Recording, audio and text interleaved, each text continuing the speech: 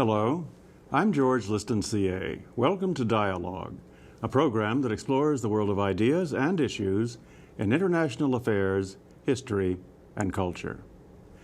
When Winston Churchill observed that democracy is absolutely the worst form of government, save for all the others, he was commenting on the messiness of free societies. That messiness owes to the chorus of conflicting voices, motives, and goals that attend every significant political issue in democracies. Carving a clear path through this welter of interests and passions is the politician's principal skill, and the art of persuasion is his primary instrument. And chief among the persuasive tools that can be brought to bear is the ancient and controversial use of patronage. The distribution of favors and privileges in exchange for political loyalty is a time-honored way of getting needed votes and sustaining essential alliances. But for all the vitality of this practice, patronage remains a somewhat invisible force in American politics. Its legislative influence often overlooked by a media that is fascinated by ideological conflict. So it's very important to understand the role of patronage in 21st century American politics. My guests are Martin Tolchin, former New York Times correspondent and former publisher and editor-in-chief of The Hill newspaper, and a public policy scholar of the Woodrow Wilson Center, and Susan Tolchin, university professor in the School of Public Policy at George Mason University. The Tolchins have co-authored 7 books and are currently at work on Pinstripe Patronage, Political Favoritism from the Clubhouse to the White House. Martin, Susan, welcome to Dialogue. Good to be here. Well, it's great to have you, and let's talk about this fascinating topic that doesn't get the discussion it deserves. No. Let me start with you, Martin, and ask a basic homework type question, a sort of definitional question, if you will. It's this simple. I mean, what is patronage? I know it's a discretionary act, but if you were to ask to define it, what would you say? I would say that it's all the discretionary favors of government in exchange for political support. And this includes everything from being photographed with the president, spending a night in the Lincoln bedroom at the White House, to getting zoning variances, to getting judgeships, getting appointed to boards and commissions, getting earmarks, and getting contracts, all the way from a night in the Lincoln bedroom to billions of dollars of contracts for work in Iraq. So it's a spectrum of activities, really, isn't it?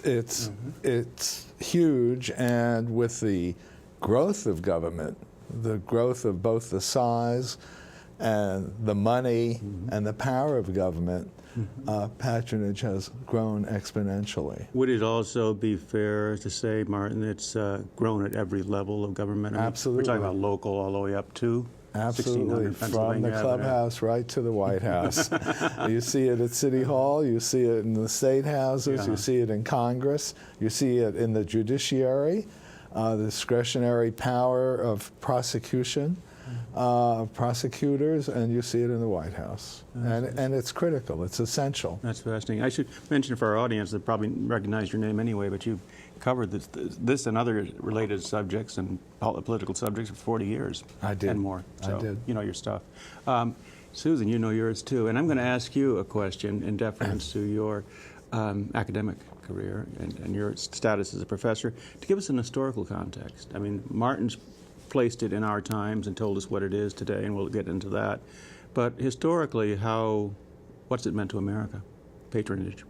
Well, I think it's meant a great deal, and it doesn't really matter if you were exchanging bags of rice in the Ming Dynasty. That was patronage. That's what you needed to get a job in the Ming Dynasty. Right. Or throughout the 19th century, and then the formation of the Civil Service Commission. But job getting particularly was rampant in the 19th century, and hordes of people would come to Washington. As a matter of fact, when Abraham Lincoln had smallpox, he said to his secretary, "You can bring all the job seekers in now. I finally have something I can give to all of them." Are you kidding? That's a great. I know, it's so much Lincolnia being talked about. I'd never heard that story at all. But, you know, since the formation of the Civil Service Commission, we at least like to have the veneer of some degree of purity. People take tests, people are appointed to the, get jobs in the government for the civil service. But we are unusual among other Western democracies in that we have a very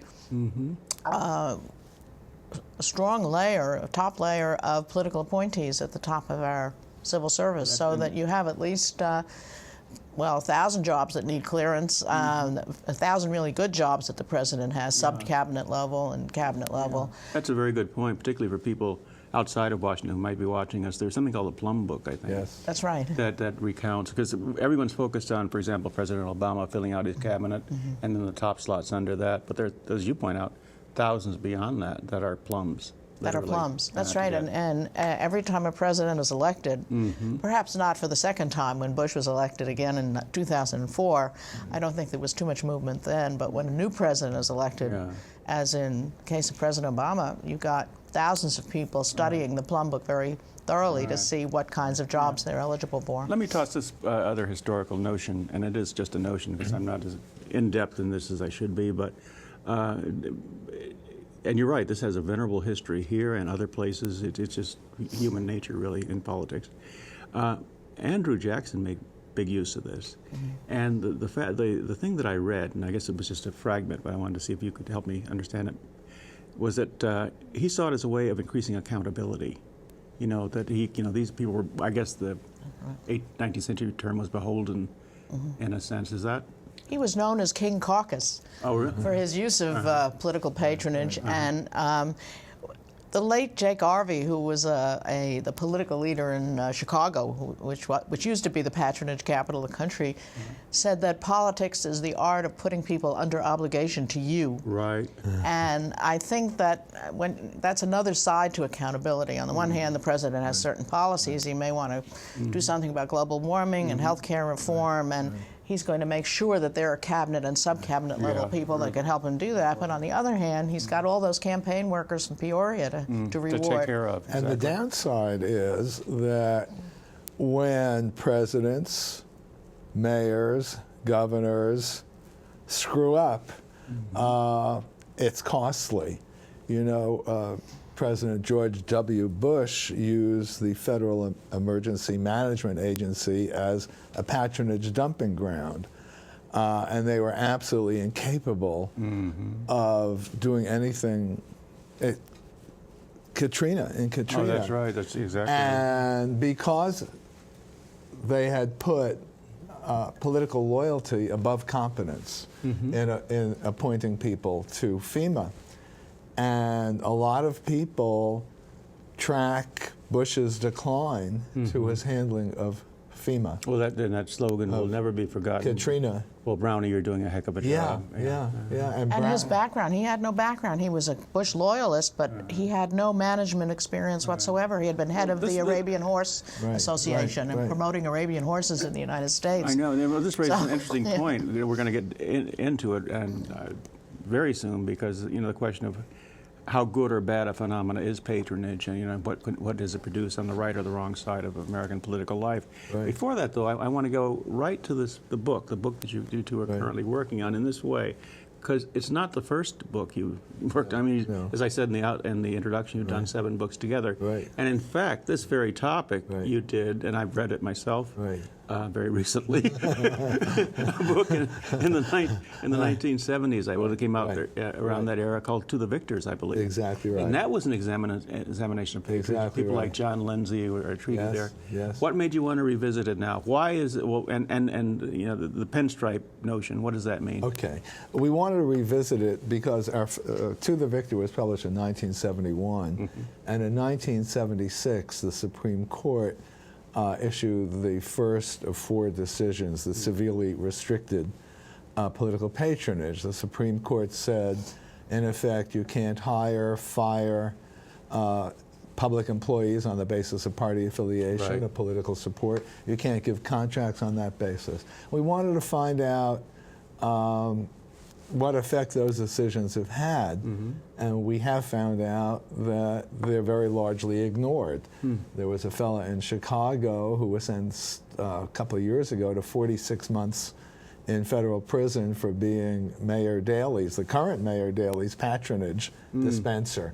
He had a clout list of 5,000 names, and when there were people who were loyal, who had worked for the mayor, and when an opening came up, he put them in there, and this was considered violation of what the Supreme Court and subsequent decisions had come to.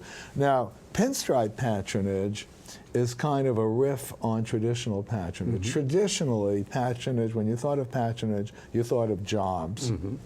But in the modern era, with television and all the demands for money, big campaign money, money took a much more central role, and in addition to providing jobs to supporters, public officials, governors, mayors, and presidents awarded supporters with huge contracts. The Halliburton contract in Iraq. There are many examples of it in cities and states. And that we considered pinstripe patronage because it didn't involve jobs, but it involved big bucks. Exactly, indeed. That were hitherto beyond the reach of city-states. So what you're telling me, Martin, is that it looked, perhaps briefly in the 70s, at a series of Supreme Court decisions that effectively crippled or if not ended, patronage, but they did an end run around it. Exactly. They kept the practice going and actually refined it. And now the new influences are the power of television and the power of the contractors and the big money that can fuel both of them. Exactly right. I want to go into the public perceptions of patronage and your perceptions as professionals looking at the phenomena, but I can't resist this additional question on the book to come. Because you've done so many together, you're doing this one together. And the writing styles fascinate me. How do you divide your labors? How do you go at this? I mean, do you have specific aspects of it, or you just collaborate on the whole schmear? Well, it's hard to look in retrospect at it, but we take chapters. Each of us will take chapters and go with it, and then we edit each other's chapters. And by the time we get finished, I mean, we've done all these books together. We really don't know who's written what. That's wonderful. And I must say, Martin taught me how to write because I was a pretty turgid academic. Well, you know, that's I'll just add an editorial comment. It's so refreshing to see writing like the writing that Martin does, and I wish, and I appreciate your comment. You learned from that because I see so much academic writing that is just so difficult. But we are in the science of communication. There you have it. Every professor who stands up in front of a class or writes a journal article is communicating something. That's right. And I think that's an important skill. And lucidity is key to that. Yeah. Right. And in terms of communicating, let's talk about what the messages that the public seems to feel it gets from the phenomena of patronage. And I'm going to generalize here very broadly, but I'm betting you that if we walked out in the street and picked the first 10 people and just tossed the word patronage out, we'd probably get a lot of negative responses. You know, people would say, "Oh, that's where the corruption thing comes in," and so forth. Absolutely. Well, Both of you respond. What? Yeah, well, that's the meaning of the word. But let me quote on the other side of that before you two answer. There, you get someone like as venerable as Tip O'Neill, the late Tip O'Neill, saying, "It's the only way to run a government." Right. Okay, so where does the truth lie? Right. I think there has to be a mixture of both. And in other words, it takes 2 years for a president to get elected. He's got to reward both his campaign contributors. I mean, people who give him a lot of money are not going to necessarily want a job as an undersecretary of the Department of Energy. Right. So he's got to have other ways to reward them. And what we're looking at are all the rewards of government. That many of which are hidden. This is why we call it pinstripe patronage. In other words, Mayor Daley used to have 60,000 jobs to give away, 30,000 legitimately, and another 30,000 by calling his buddies in private industry and getting jobs for people.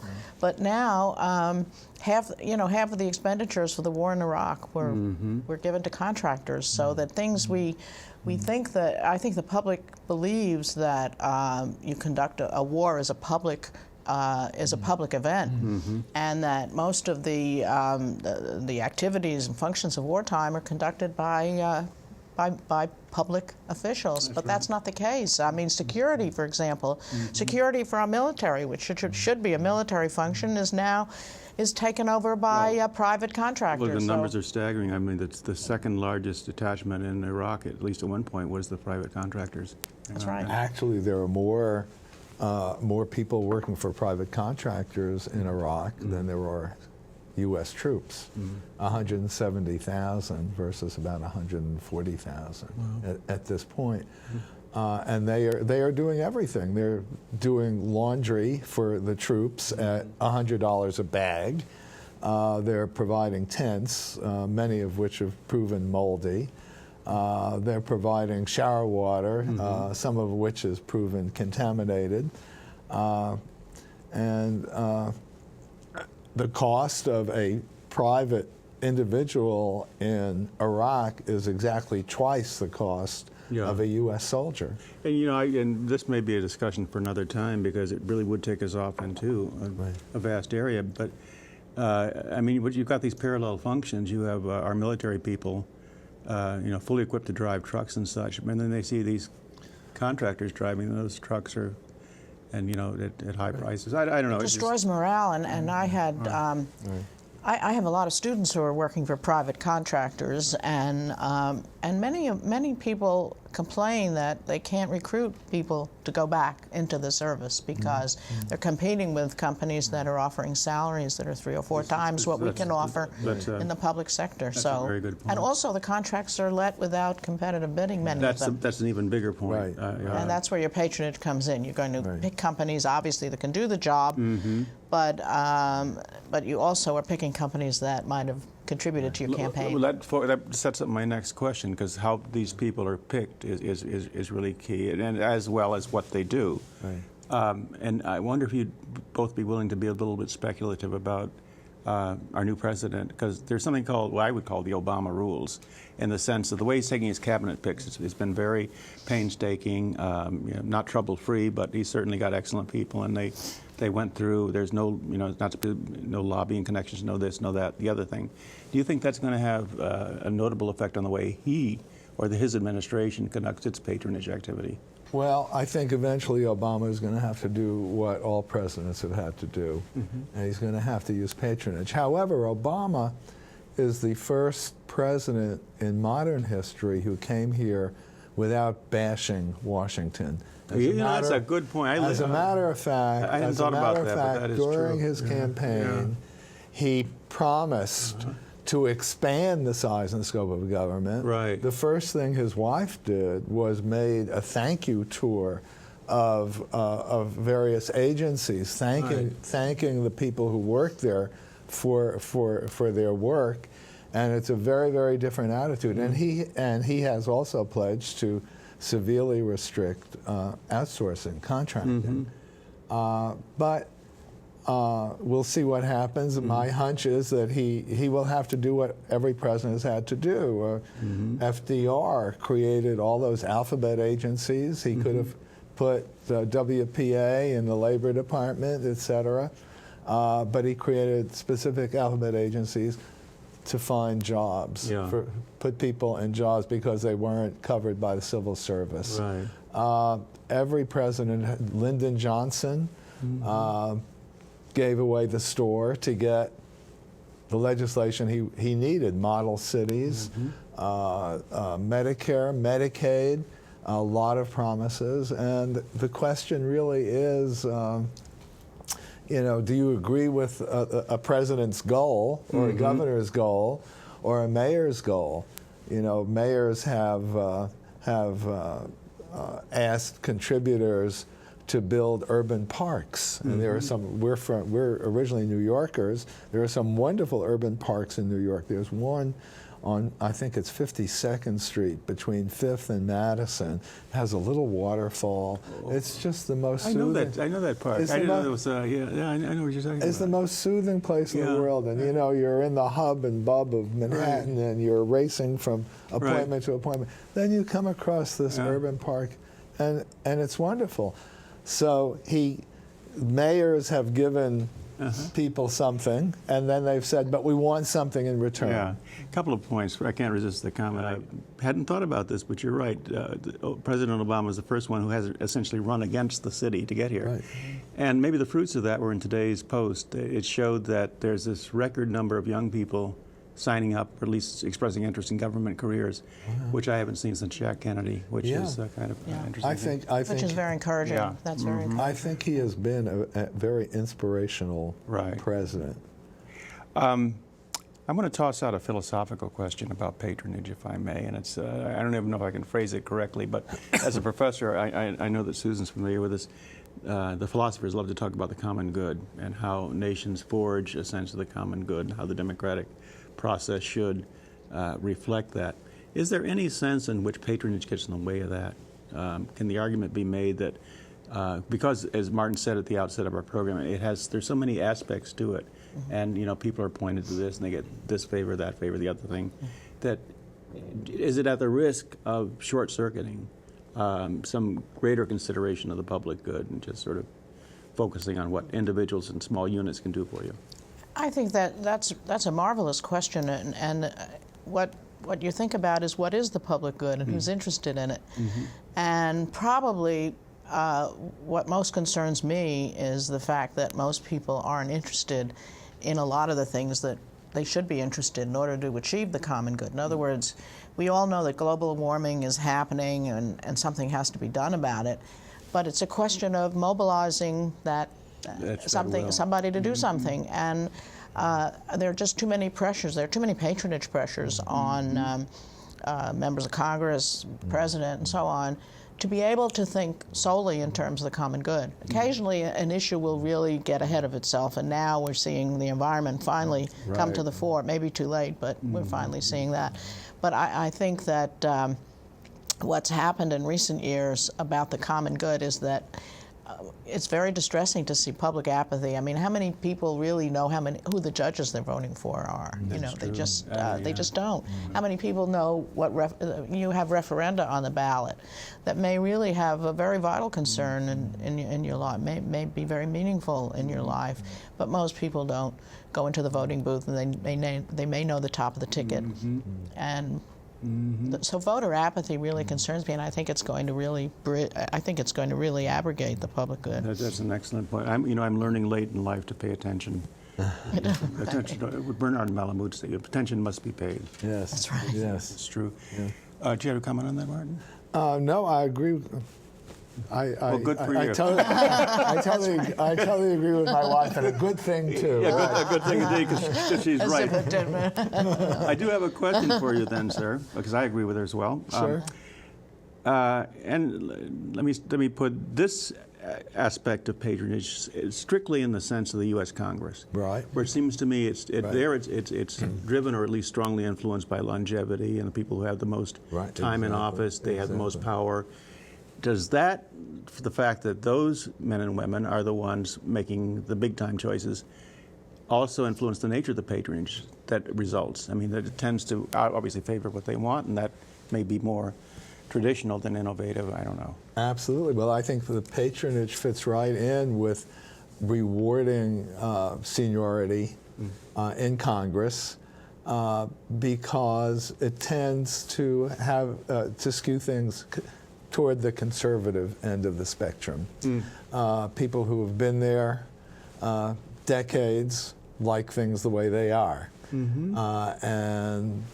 Ralph Regula, the former congressman of Ohio, was here, and he told me an interesting story. He was in line to become chairman of the House Appropriations Committee, but it went to a California congressman, Republican at that time, by the name of Jerry Lewis, who raised an enormous amount of money for the Republican caucus.